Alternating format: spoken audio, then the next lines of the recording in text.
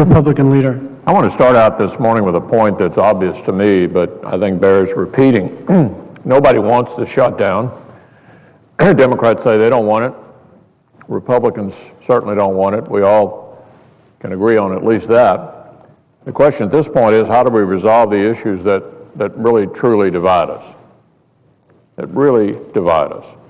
And the point I've been making all week is simply this. The only thing keeping the government from opening back up is the Democrats' refusal to apply a very simple principle of fairness when it comes to Obamacare. Let's treat everybody the same. Let's treat everybody the same. Basically, all the House is asking for at this point, they wanted a lot more, but all they're asking for at this point is a level playing field when it comes to Obamacare. That's about the only thing standing in the way of the government opening back up. And it's a pretty reasonable request.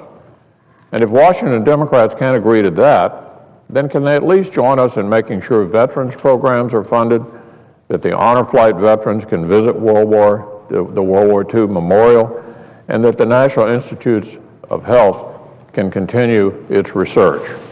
Can we at least agree on that?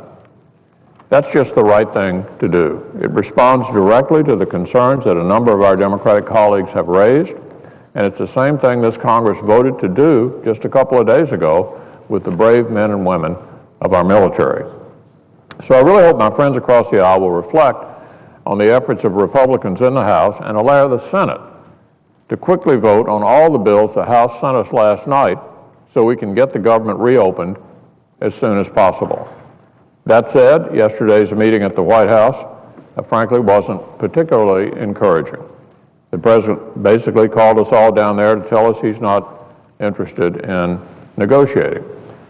It was essentially a negotiation about not negotiating. And now we hear he's off campaigning today in Rockville rather than sitting down to get this thing solved, which is certainly disappointing. But here's the good news. A solution isn't that far from reach.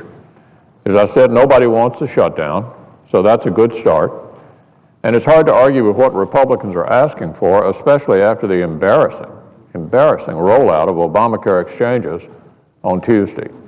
I mean, one of the folks the president had standing behind him at the White House tried to log on and sign up for Obamacare, and after a couple of unsuccessful attempts, the Post reports that she gave up, just literally gave up. And here's the quote she gave afterwards.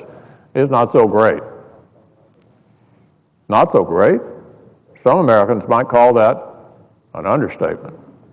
You would think the administration would be begging for a delay after stories like that. So this should be easy. Congress gets treated the same way as everybody else on the Obamacare exchanges, and individuals get the same break that the president already handed out to employers. The same break the president's already unilaterally given to employers. It's time for Democrats to start acting responsibly. It's time to work with us and get our way out of this mess.